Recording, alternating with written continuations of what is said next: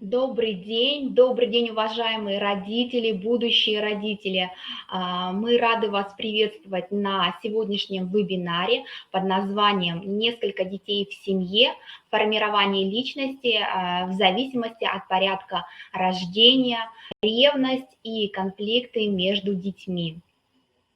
Меня зовут Твердова Марина Владимировна. Я являюсь сотрудником Коми Республиканского института развития образования, методистом Республиканского консультационного центра, занимаюсь непосредственно организацией и сопровождением мероприятий в рамках просветительского проекта «Академия будущих родителей», в рамках которого организован наш сегодняшний вебинар.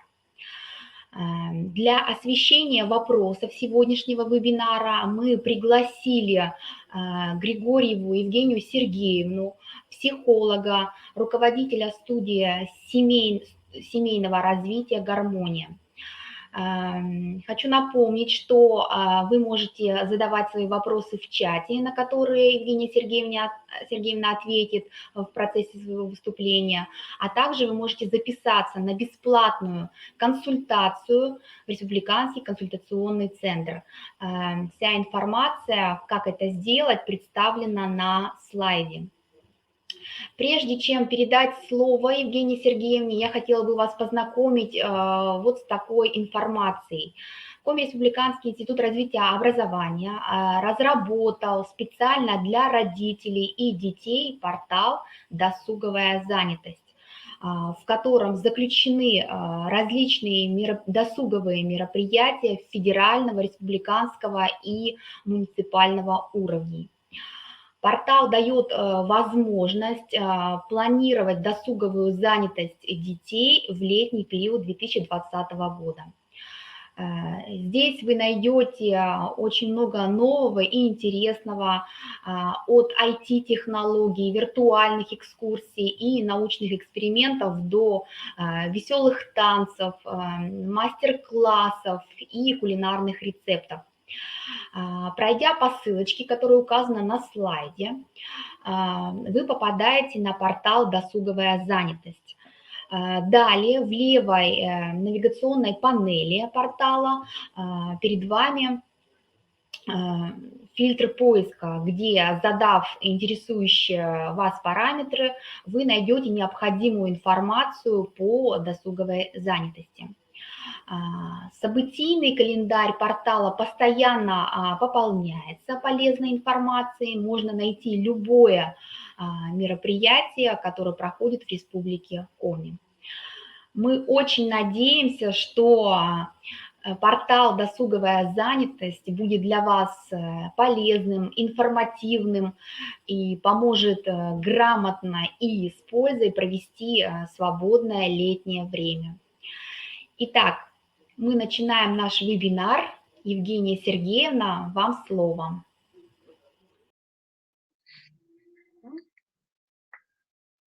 Добрый день. Будем начинать. Сейчас настрою камеру. Как меня видно и слышно, напишите, пожалуйста, модератор, все ли хорошо подключилось.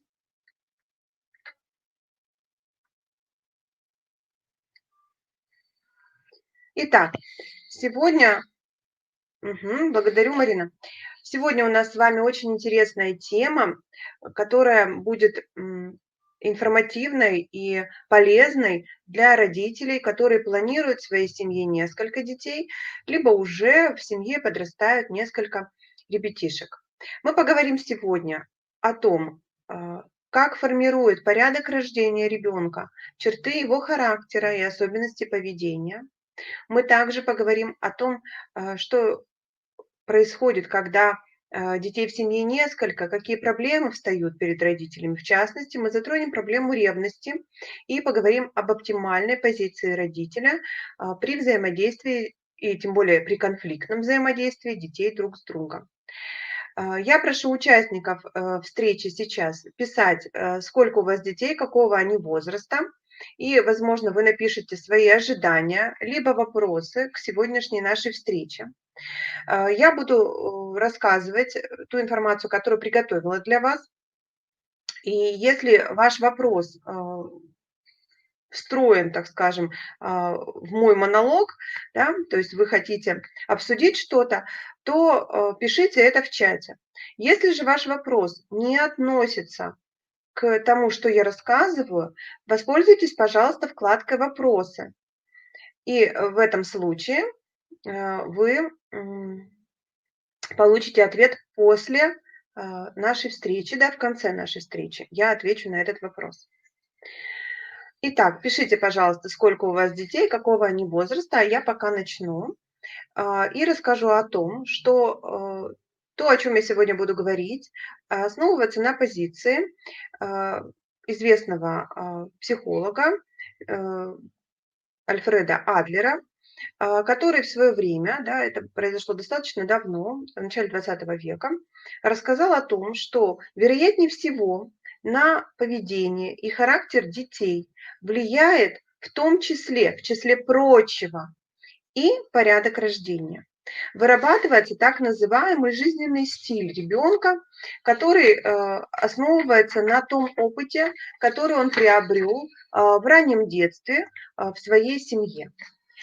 Мы знаем, что детей в семье бывает разное количество, распространены семьи с единственным ребенком в семье, поэтому мы и начнем обсуждение с того, какой опыт получает ребенок, который является единственным ребенком в семье. Эта позиция уникальна отсутствием конкуренции.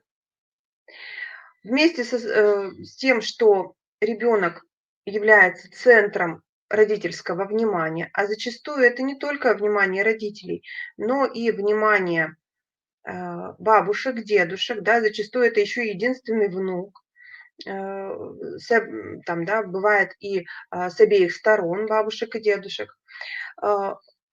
Эта позиция ребенка с одной стороны приводит к тому, что он получает максимум внимания, максимум любви и заботы. С другой стороны, эта позиция и несет тяжелые моменты, в частности, гиперопеку, высокую тревожность взрослых, которые окружают ребенка.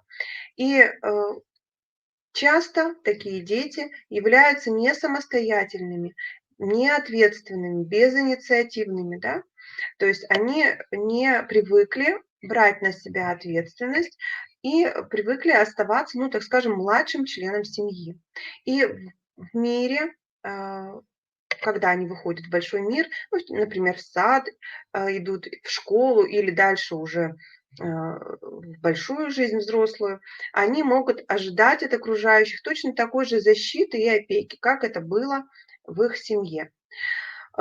Особенностью единственных детей в семье часто является эгоцентризм и зависимость. Да? То есть, с одной стороны, ребенок считает, что он самый важный человек в мире, либо он претендует на какое-то уникальное какое-то отношение. С другой стороны, он зависим, то есть он не может обходиться без помощи и поддержки взрослых со стороны. Дети, у которых нет братьев и сестер, получают одновременно и самый лучший, и самый худший сценарий. Поскольку единственный ребенок является и самым старшим, и одновременно самым младшим членом семьи, детей, да, вернее, прошу прощения, он обладает чертами старших детей в семье и чертами младших детей в семье. Об этом мы чуть позже поговорим. И часто такие дети единственные сохраняют до зрелого возраста, то есть до взрослости, черты детского поведения. Да, я думаю, что вы сейчас можете припомнить своих знакомых, которые были единственными детьми в семье и уже будучи там взрослыми, сами родителями, по-прежнему ожидают заботы, помощи, подарков, обижаются, если это не получают и так далее. По мнению Адлера, позиция единственного ребенка уникальна, потому что он не имел опыта конкуренции с братьями и сестрами.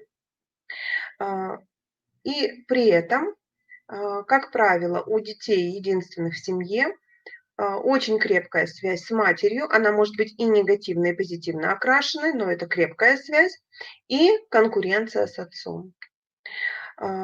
Такой ребенок, такой человек долго находится под опекой и контролем матери и ожидает защиты и помощи от других людей.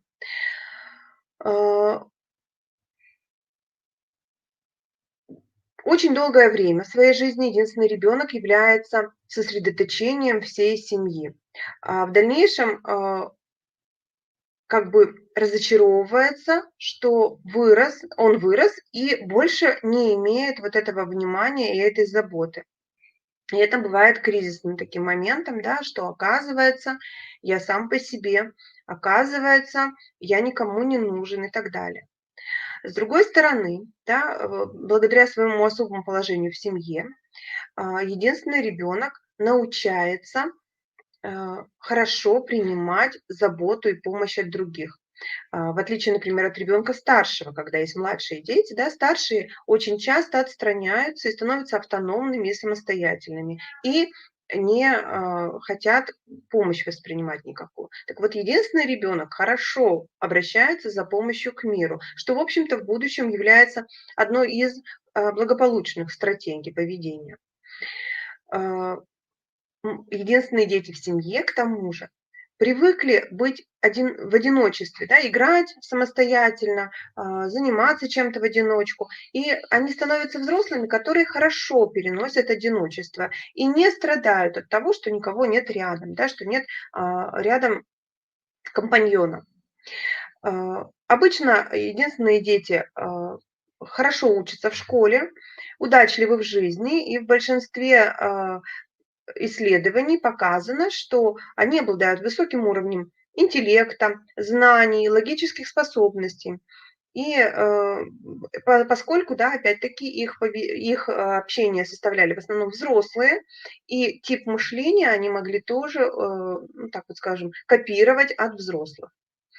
Характерной чертой единственных детей в семье является стремление к совершенству, так называемый перфекционизм. Единственные дети в семье бывают крайне расстроены, если не успевают во всем, чем они занимаются, либо у них недостаточно убрано, недостаточно чисто. Почему? Да, у них есть такой хороший опыт быть в порядке в доме, потому что не было других детей, которые могли бы разрушать этот порядок.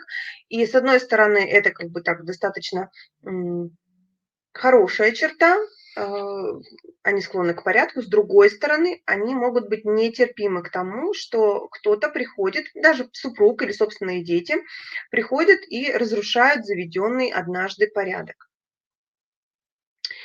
Теперь давайте перейдем к разговору о том, какие же черты характера формируются у старших детей в семье, тех, кто был первым ребенком, а затем родились еще дети у родителей. Эта позиция наиболее привлекательна до тех пор, пока в семье не появились младшие дети. Объясню почему. Обычно родители очень чутко, внимательно относятся к появлению первенца. Они готовятся к этому, они там и на занятия ходят, и книги читают, и морально настраиваются. И вообще ожидание первенца часто связано с большей радостью, чем ожидание последующих детей. И ребенок, рожденный первым в семье, получает максимальное количество любви и заботы, в том числе и от бабушек, дедушек, не только от родителей. Самым сложным опытом в жизни ребенка старшего является рождение последующего ребенка. Это явление, этот комплекс, эту травму Адлер называл травмой низложенного принца или монарха, свергнутого с трона. Если вам сейчас припоминается такой случай или такой опыт, или вы сами являетесь старшим ребенком в семье, вспомните, пожалуйста, что говорили о вашем восприятии да, второго там ребенка, появление второго ребенка, ваши родители, что они рассказывали. Либо вспомните, как ваш старший ребенок воспринял рождение младшего ребенка. Теперь старший ребенок вынужден сам бороться за внимание родителей. И если в этой борьбе его ждет провал, а вероятнее всего так и произойдет, потому что маленький ребенок требует очень много внимания, очень много сил и забот, и старший неминуемо оказывается на заднем плане. Как бы мама с папой не старались этого избежать, это зачастую невозможно. Как мама двоих детей, я четко это проследила, что старшая дочь моментально выросла в моих глазах, когда появился младший. И изменилось само отношение родителей к старшему. Он теперь не кажется таким милым, таким вот малышом, да? Даже двухлетний ребенок кажется взрослым по сравнению с младенцем, только что рожденным ребенком. И, скорее всего, вот эта борьба за внимание и любовь у старшего ребенка будет проиграна. И благодаря вот этой травме, да, благодаря тому, что он проживает вот этот опыт свержения с трона, старший ребенок приобретает такие черты личности, как способность выживать в одиночку, быть самостоятельным, быть ответственным за себя, научиться быть в изоляции, то есть научиться быть одному фактически. Он показывает, что не нуждается в одобрении и привязанности, и это дает впоследствии ему возможность высказывать свое мнение, то есть быть человеком неконформным, да, тем, который не идет за толпой, а проявляет себя, да, то есть, и не надо мне здесь быть в вашей компании, не так-то уже хотелось, да, я и один могу прожить. Стремление к лидерству, власти, консерватизм. Такие черты называет Адлер как характерные для старшего ребенка в семье.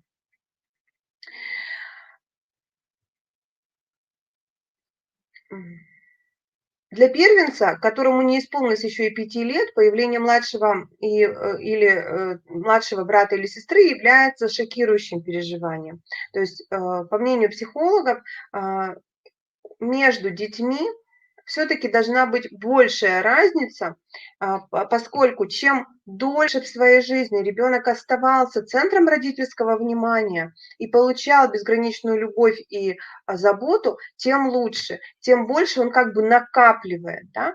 В этом плане рождение погодок как раз-таки лишает ребенка вот этого вот уникального жизненного опыта, когда он был центром внимания своей матери. Мы об этом еще поговорим, о том, какая разница между детьми оптимальна. После 5 лет у первенца уже, как правило, есть свое место в семье, хорошо сформирована идентичность, и поэтому он оказывается менее уязвлен появлением нового члена семьи.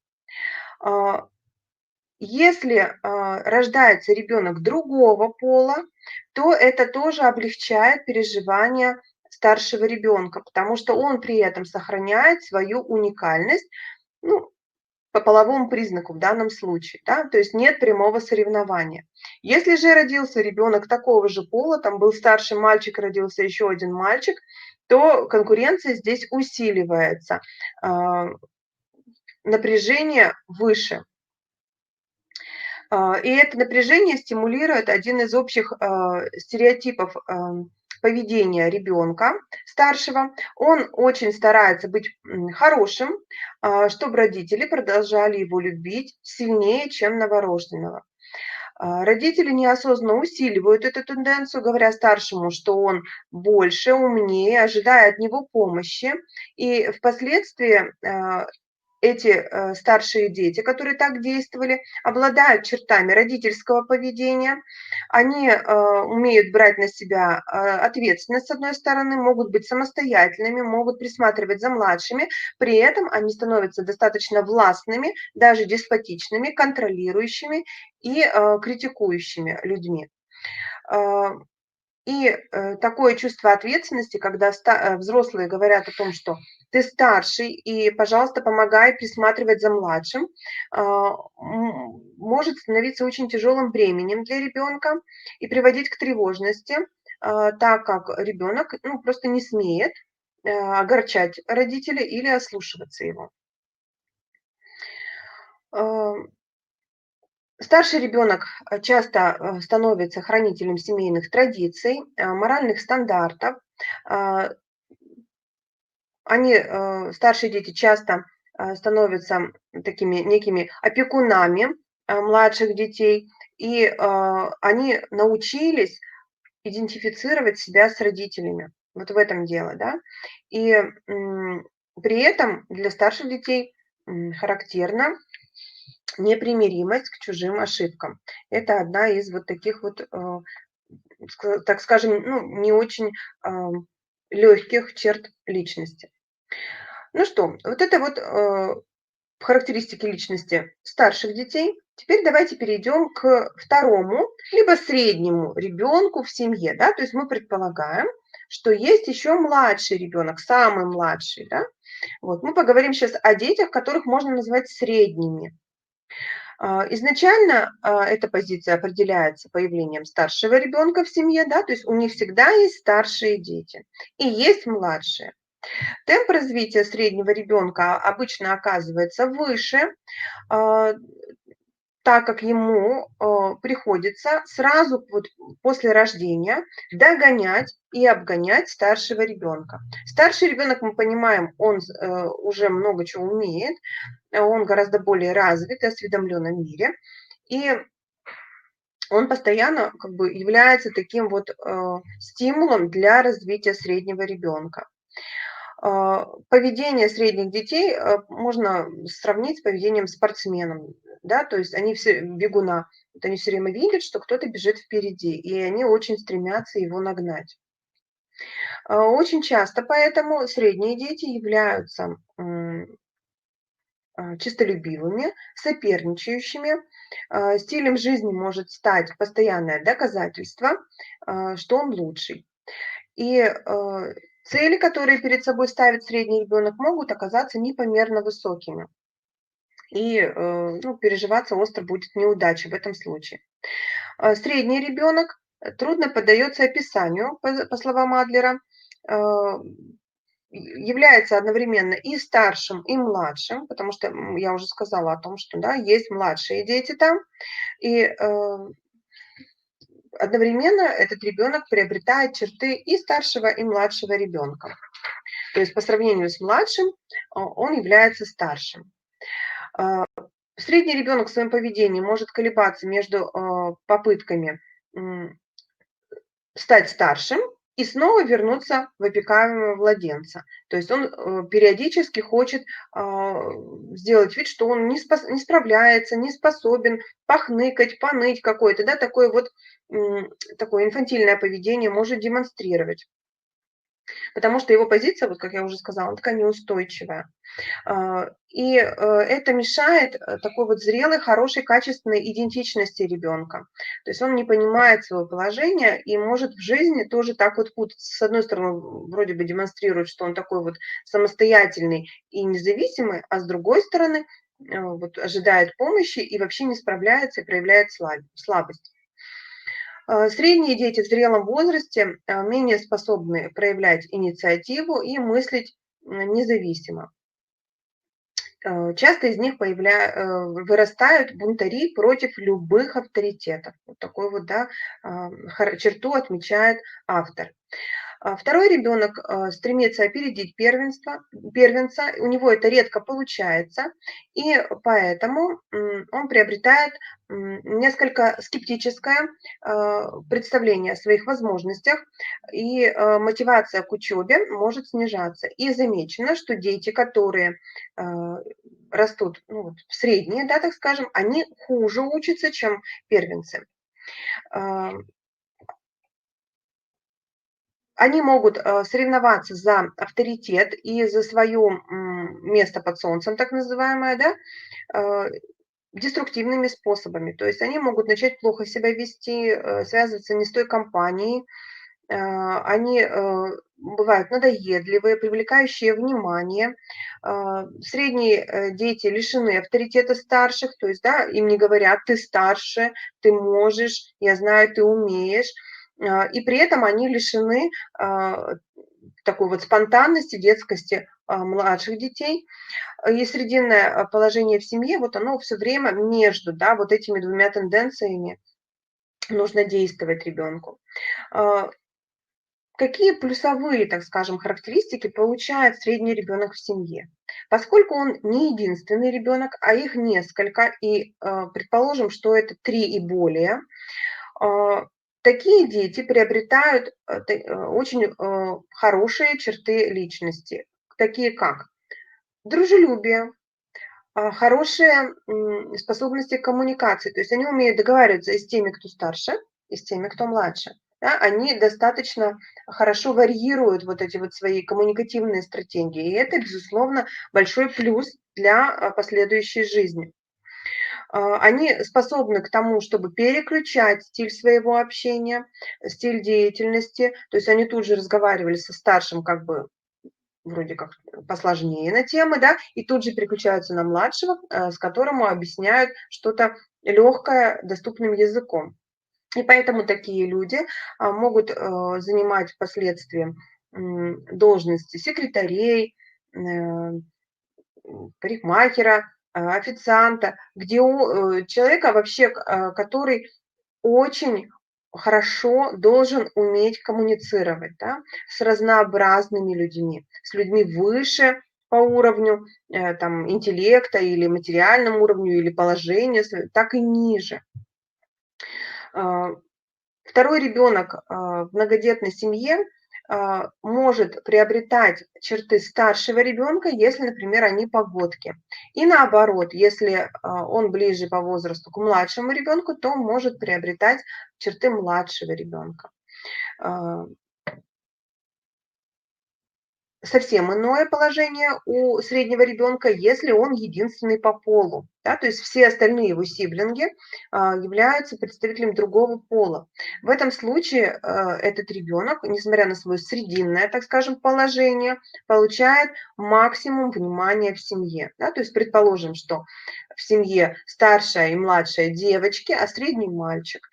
Тогда, благодаря своей половой принадлежности, этот мальчик будет, конечно же, центром родительского внимания, и будет испытывать, ну, вот черты, вернее, формироваться черты уникальности у него также будут. Давайте перейдем теперь к позиции младшего ребенка в семье и к тем чертам характера, личности, которые получаются, если в семье есть много детей, и вот что же получает младший. Позиция младшего ребенка уникальна тем, что такой ребенок никогда не лишается любви родителей в связи с рождением другого ребенка. Да, то есть он никогда не проживает вот тот комплекс, ту травму, которую я назвала вслед за Адлером монархом, сверженным с трона. Такой ребенок, младший, часто бывает всю жизнь окружен любовью и заботой со стороны не только родителей, бабушек, дедушек, но и братьев и сестер. Но этот ребенок имеет меньшие права, чем старшие дети. Ну, в частности, что очень распространено, он вынужден пользоваться вещами, игрушками старших детей. И это, безусловно, ну, снижает, так скажем, его ну, самоценность, так скажем, да.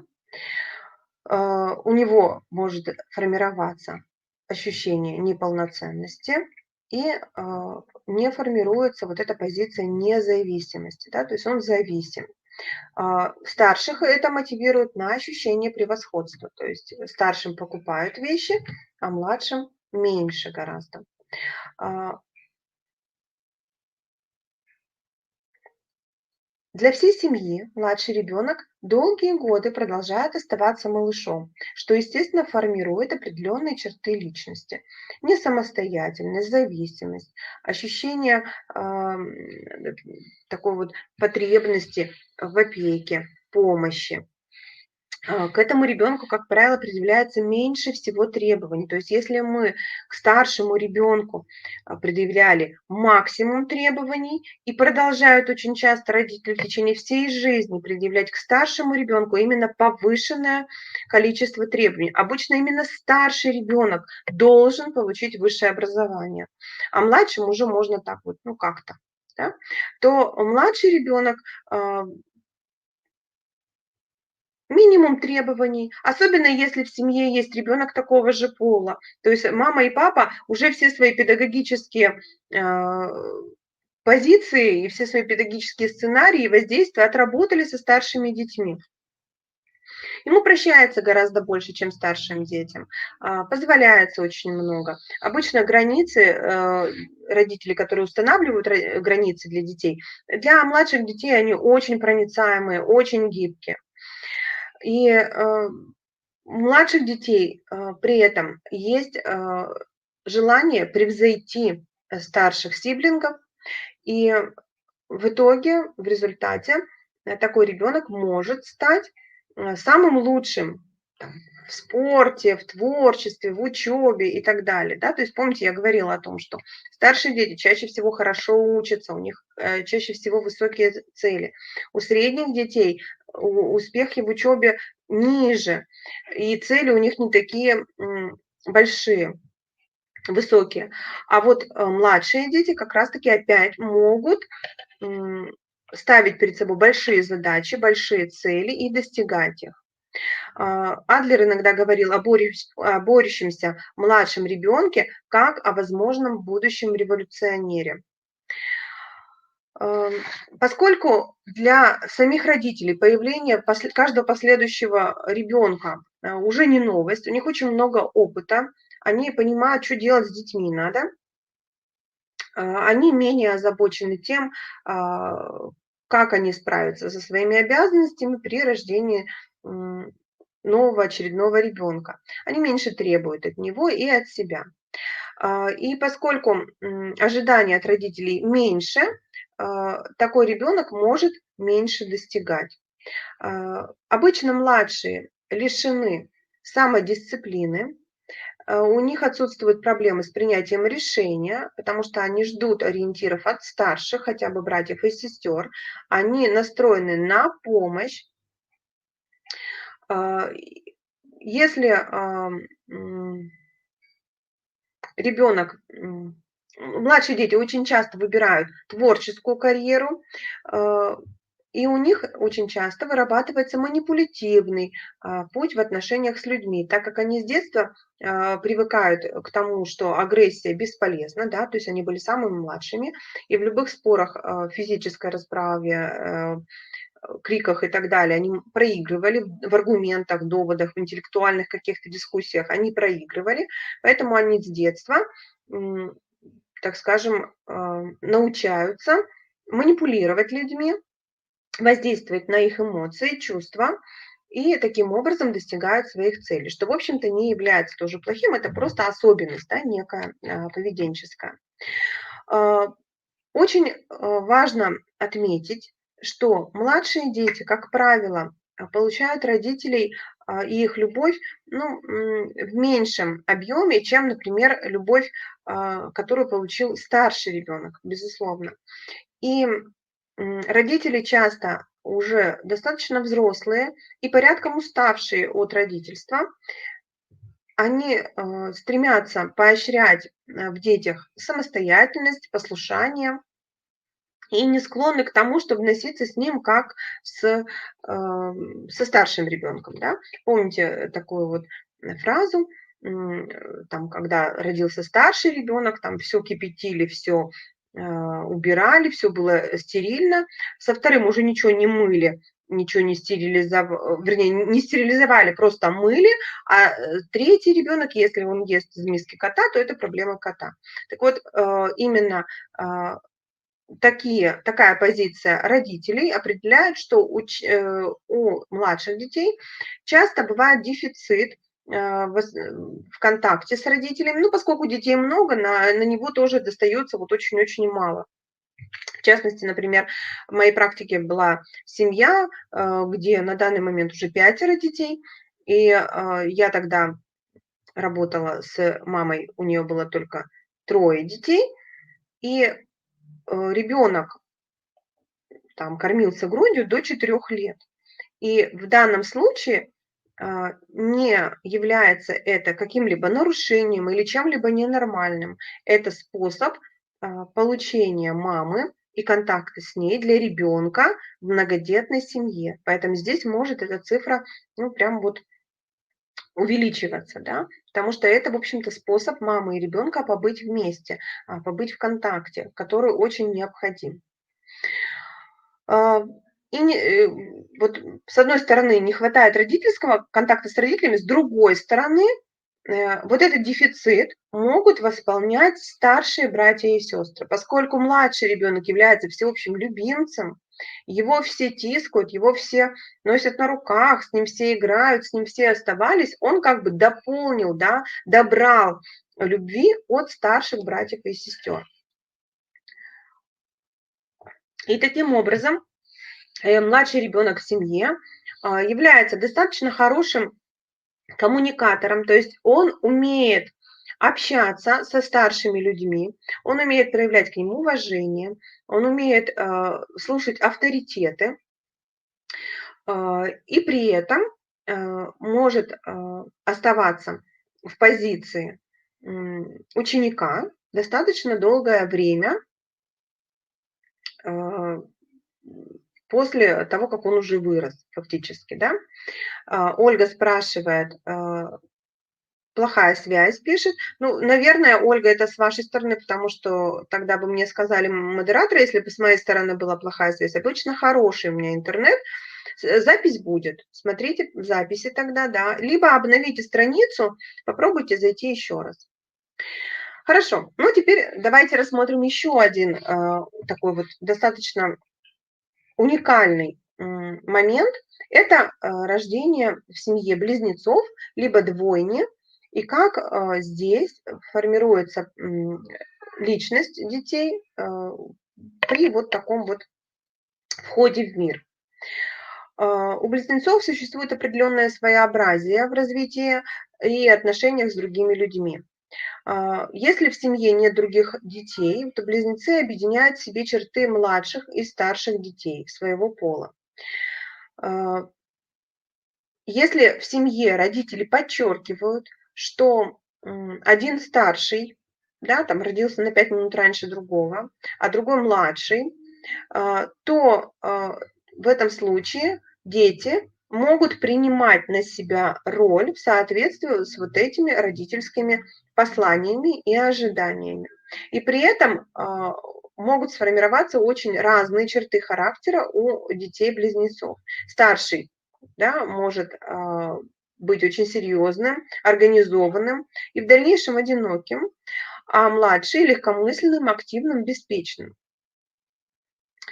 Как правило, все близнецы очень близки друг к другу, действуют как один, но в частности описано в исследованиях, что близнецы обычно дружат с одними и теми же детьми, и если один из близнецов поссорился с кем-то, то второй, скорее всего, тоже не будет общаться с тем ребенком, с которым была ссора у одного из них. Близнецы очень сильно, или двойни, очень сильно влияют друг на друга и часто заменяют друг другу друзей. Да? То есть они не просто сиблинги, они еще и друзья друг другу.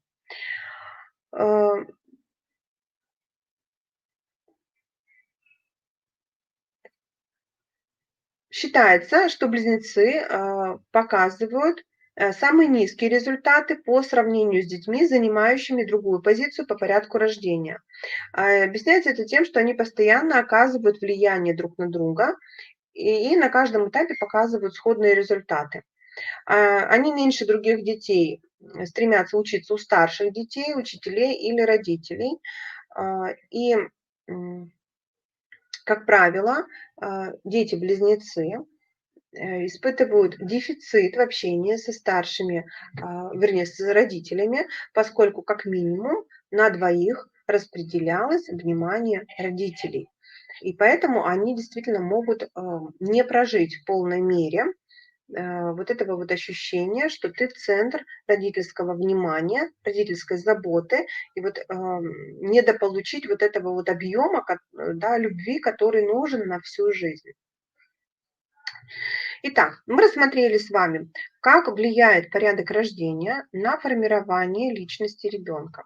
Сейчас я предлагаю раскрыть вопрос того, какая же разница оптимальна между детьми, как планировать свою семью с точки зрения психологии и дальнейшего формирования личности ваших детей. Если в семье растут дети-погодки с разницей до 2 лет, то у них особенности старшего и младшего ребенка будут выражены очень слабо. То есть они, скорее всего, вот будут достаточно похожи по поведению, и старший ребенок зачастую будет развиваться медленнее, а младший быстрее, как бы нагоняя старшего, и они будут такие уравненные, да.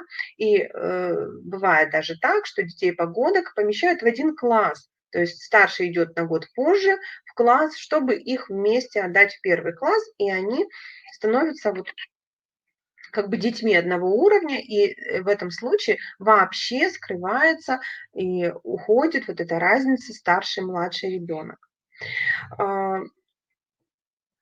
С одной стороны, старшему при вот таком рождении быстром младшего ребенка не удается примерить на себя роль опекуна старшего ребенка, заботиться о нем. Он не вышел в позицию вот эту самостоятельную. И у него может при маленькой разнице в возрасте быть большой вот этот стресс, да, свержение с трона более выражен, чем у детей разница в возрасте с младшими, у которых больше. И ребенок второй может ощущать себя младшим тоже не в полной мере, поскольку позиции их вот, ну, такие вот, они смытые, да, как бы растертые.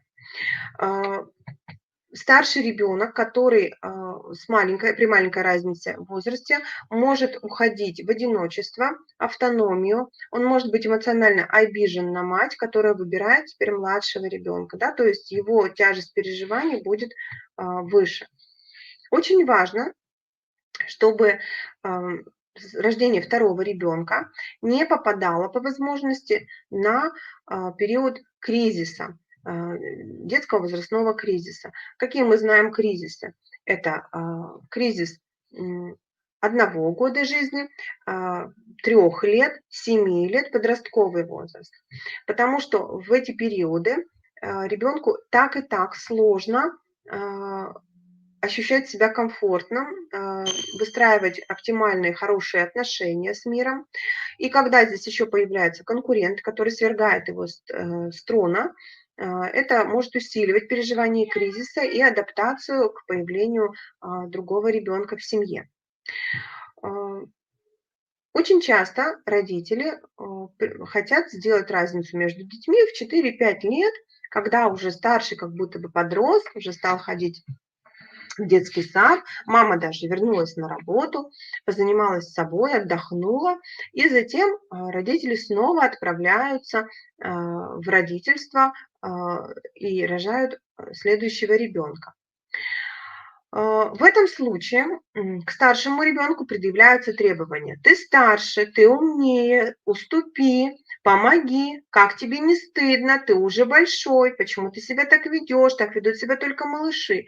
При этом старший ребенок, безусловно, еще очень мал, да, если ему 5 лет, но он уже как бы вынужден выходить в еще более старшую позицию. Об этом я тоже уже говорила сегодня, да, о том, что в глазах родителей старший ребенок становится очень самостоятельным, очень прям, ну вот, большим. И, безусловно, это рождает ревность между детьми, особенно когда родители это усугубляют своей какой-то неумелой позиции, например, уступи ей конфетку, она же маленькая, ты уже потерпи, давай мы ей купим, а тебе не будем. Видишь, она плачет, а ты уже можешь потерпеть и так далее, да. И младший ребенок в этом случае чувствует свою безнаказанность, может становиться провокатором и так далее. При разнице между сиблингами около 10 лет возможны два варианта развития отношений между ними и формирования их личности. При такой большой разнице 8-10 лет первенец чувствовал очень долго себя единственным ребенком. То есть он как бы наполнился любовью, да, ему всего хватило. И он часто является вот центром жизни большой семьи, большого количества взрослых. Это такой хороший старт в жизни. Долгое время он не бывает травмирован появлением младшего ребенка, находит свою нишу, находит свое место среди сверстников, среди друзей своих. И когда у него появляется младший ребенок в семье, младший брат или сестра, как правило, старший ребенок уже нашел свое место, у него есть свои интересы, ему интересно жить, у него в школе, там, в творчестве, в спорте свои увлечения, и он оказывается очень часто совершенно индифферентное такое показывает отношение к младшему ребенку. То есть там нет особенной ревности. С другой стороны, в нашей стране распространен второй сценарий. При такой большой разнице в возрасте, там 8-12 лет, например, да, матери бывают очень часто заняты, и этому старшему ребенку дают ему ребенка младшего как бы на его ответственность. Да? Как говорили раньше, первый нянька, вот сейчас лялька, да, и таким образом вот эти заботы о младшем, водить в садик, на кружки, сидеть дома, передаются старшему ребенку, поскольку он уже может, поскольку он уже взрослый, достаточно ответственный. И часто это может приводить к тому, что у таких вот старших, особенно женщин, да, сестер в семье, формируется родительское отношение, очень выраженная ответственность и чувство долга и вины. И впоследствии вот эти черты личности эти люди протаскивают вот на протяжении всей своей жизни. К сожалению, это очень тяжелый сценарий, быть ответственной за всех, не позволять себе быть ребенком, не позволять себе оставаться центром своей жизни, а все время думать о тех, кто от тебя зависит и кого повесили тебе на шею. Такие старшие дети могут быть очень обижены на своих родителей за, ну, так скажем, потерянное детство, да, за то, что их лишили свободы, что им приходилось гулять с ребенком, а не с друзьями.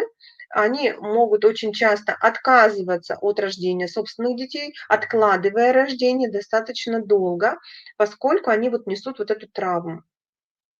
Ну и при большой разнице между детьми 15-20 лет, между сиблингами, старший и младший ребенок фактически вырастают как единственные.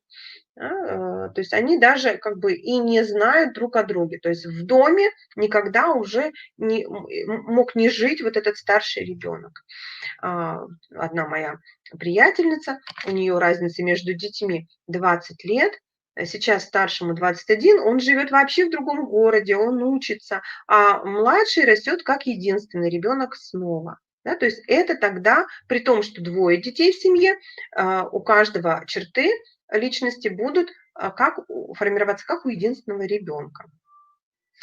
Ну и у нас остается с вами еще один вопрос. о том, как справляться с ревностью между детьми, которая, безусловно, неизбежна, она будет.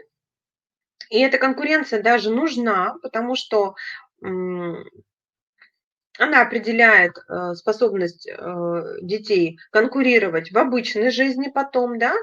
И на самом деле ревность свойственна не только старшим детям, но и средним, и младшим. В большей степени ревность и ее появление связаны не с позицией ребенка, а с отношениями в семье, с тем, что формирует семья. Переживания детей очень сильны, очень выражены бывают. Ревность является достаточно частым запросом на работу психолога в семье. Что же рекомендуется здесь делать? Ну, во-первых, мы должны дать возможность детям чувствовать то, что они чувствуют. Да? То есть не должно быть запрета на проявление эмоций. Старший ребенок не обязан любить младшего. Родители рожают его сами, рожают его для себя. И они не должны требовать, чтобы старший ребенок непременно любил, целовал, брал на руки младшего ребенка. Они могут сказать: да, ты можешь его не любить, но мы все равно тебя любим. Мы любим вас обоих. Если даже ребенок вам не показывает отрицательных своих эмоций по отношению к младшему ребенку, это не значит, что их нет. Подавленные чувства, которые он не смеет показать, это мина замедленного действия. То есть когда-то они могут прорваться. Поэтому если вы видите, что ребенок испытывает напряжение, а он его точно испытывает, лучше это проговорить и дать возможность ребенку прожить эти чувства. Назвав их, да, рассказав о том, что это нормально, да, это обидно, когда выбирают не тебя, да, это обидно, что сейчас мама не может к тебе подойти, хотя тебе так надо. Я понимаю твои чувства, я понимаю, что ты огорчен. То есть мы принимаем чувства, даем ребенку их прожить. Старшие дети сложнее адаптируются к появлению все последующих младших детей. Это, так скажем, все время крадет от них родительское внимание. Поэтому очень важно, когда появляются дети в семье, давать возможность старшим быть наедине с родителем. То есть у ребенка непременно должен быть опыт контакта 1 на 1 с родителем, когда ребенок является центром внимания мамы или папы. Не должно быть того, что вы, мамы, даете теперь старшего ребенка папе или отправляете к бабушке. Это не должно быть, потому что в этом случае вы лишаете контакта с собой. Вы как бы объявляете его нелюбимым ребенком, и ребенку может быть там очень весело, очень хорошо, но это не говорит о том, что это не оставит травм в дальнейшем, да, и он не расскажет через 20 лет психологу о том, что моя мама отдала меня бабушке, я полгода жил с ней, пока она привыкала к новому ребенку. И это сформировало там какую-то черту моей личности, с которой я сейчас хочу работать. То есть не должно быть того, что ребенок старший чувствует себя отверженным, ненужным. Еще одна рекомендация, которую хочется дать, это не давать, не заставлять старших детей заниматься младшими детьми. Он не обязан быть няней и помощником. Он такой же ваш ребенок, он тоже маленький. Но если он проявляет инициативу, мы поощряем, хвалим его. Он может там принести что-то, помогать там развлекать ребенка, пока вы одеваетесь, например, там трясти погремушкой, найти там соску, еще что-то, да, но только если ребенок сам этого захочет. Тогда вы благодарите и поощряете это. Не стоит делать ребенка взрослым. Да, по сравнению с малышом он кажется огромным, но это иллюзия. Он остался таким же ребенком, и ему также нужна любовь, забота, как и вчера, когда вы еще были беременны. И даже больше, чем вчера, потому что вчера он был единственным ребенком, а сегодня он уже должен резко взрослеть и слезть с трона, и туда положить нового ребенка. Кроме того, когда появляется ребенок в семье, родителям необходимо быть готовым к тому, что у ребенка старшего случится откат в развитии, регресс. Он вдруг захочет, чтобы его качали на ручках, пели ему колыбельные, он не сможет сам заснуть, он захочет залезть в коляску. Даже если ему 10 лет, он хочет попробовать мамино молоко или еще что-то такое, да. И вот эта игра «я ребеночек», «я малыш», «я ляля» а, очень характерна для старших детей. И к этому тоже нужно отнестись с хорошим таким терпением, с принятием, пониманием. Да, покормить с ложечки, да, сделать массажик, да, спеть колыбельную. Это несложно, это решает очень многие проблемы в дальнейшем, и ребенок как бы напитывается, он проверяет вот этот вот шаткий контакт, то есть, а меня уже не любят, я уже не нужен, он проверяет вас, убеждается, что вы на месте, что вы никуда не делись, что к вашей любви можно подходить, можно ее брать, и успокаивается.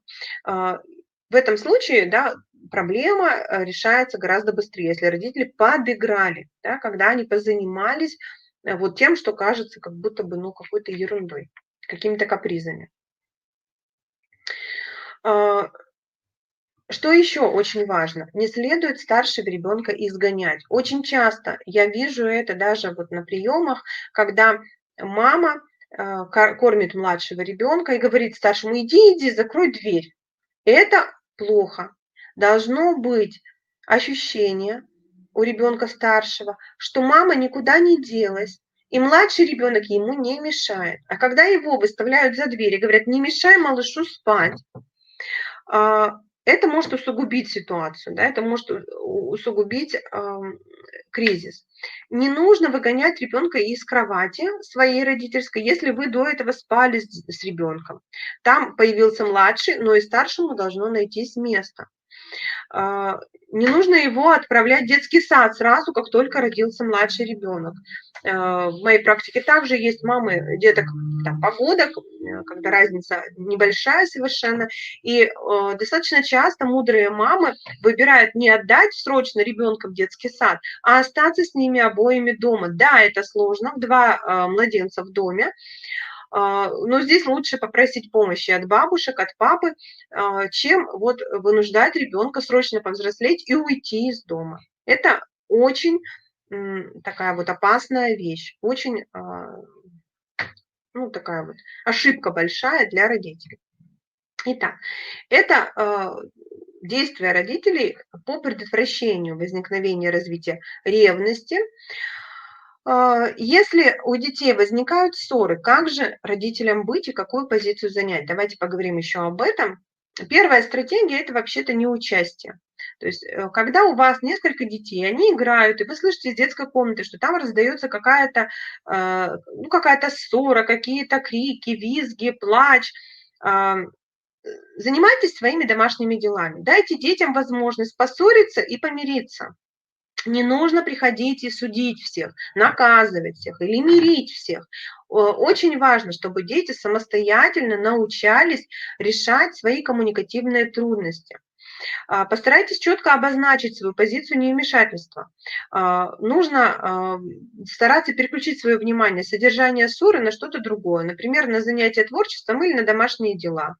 Разрядить обстановку может также там шутка какая-то, интересная история на тему ссор братьев и сестер. Ваша позиция неучастия даст детям возможность самостоятельно искать компромиссы в разрешении конфликтов, то есть приобретать очень важный жизненный опыт, который им потом в дальнейшем будет очень полезен. Еще одна стратегия – это выход из так называемого треугольника Карпмана.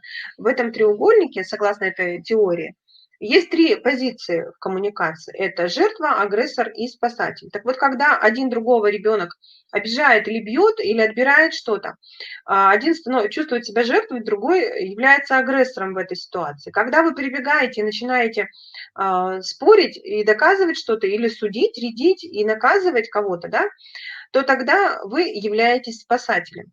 Фокус в том, что из любой из этих позиций человек очень быстро выходит в другую.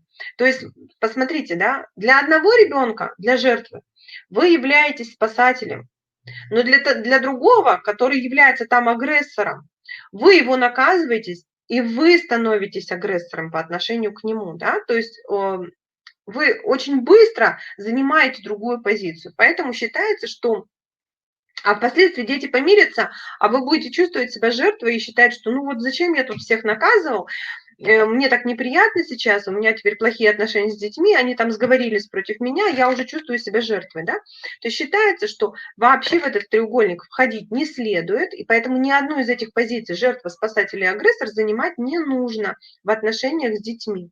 Что же нужно делать? А если вы накажете, например, обоих, да, то тогда вы будете агрессором для обоих, и они будут объединяться как бы против вас, да, против преследователя, и дети станут договариваться. Вот это одна из наиболее таких успешных стратегий, когда родитель говорит, ну что ж, раз вы поссорились, раз вы не смогли самостоятельно договориться, ну тогда у обоих я сейчас забираю эту игру. Оба остаются там без мультиков, например, да, то есть вы заставляете детей как бы объединиться против вас. Да, есть напряжение, но при этом дети вместе, и вы как бы достигаете своей цели.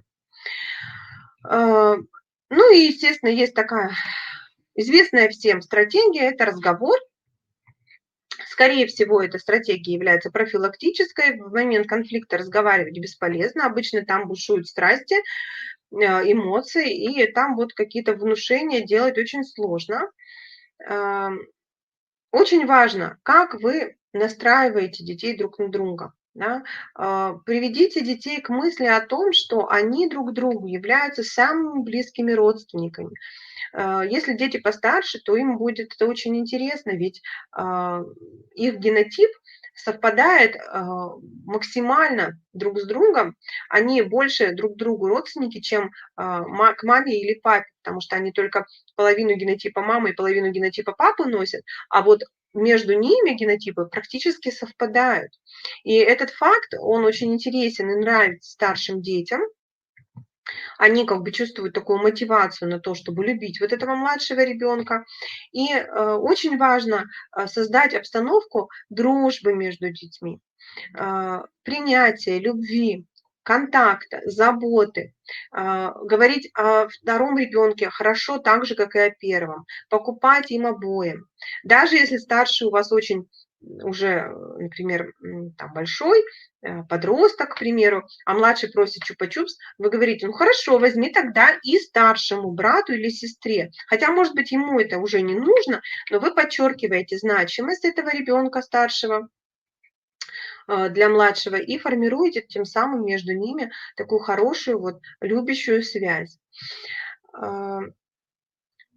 Очень важно, чтобы у детей был опыт взаимодействия, чтобы у них были общие игры, общие занятия. В этом плане вам очень помогут игры по правилам, да, вот настольные игры, потому что игры, когда мы кидаем кубик, они уравнивают всех участников, и родителей, и самый младший ребенок в семье равны здесь. И правила едины для всех, младшим помогают их понять, и появляется ощущение равенства, важности, нужности всех членов семьи. Да? Ну что, мы подходим к концу. Повестку дня сегодняшнюю я вам выдала. Если у вас есть вопросы, пишите, я отвечу на них. Если у вас возникнут какие-то вопросы по вашей персональной ситуации, пишите, вот звоните по телефону, записывайтесь на консультацию, мы сможем их обсудить. Благодарю вас за внимание. Очень люблю сегодняшнюю тему, она очень интересна с точки зрения наблюдения даже за собой и своими детьми. Хорошего вам летнего дня. До новых встреч!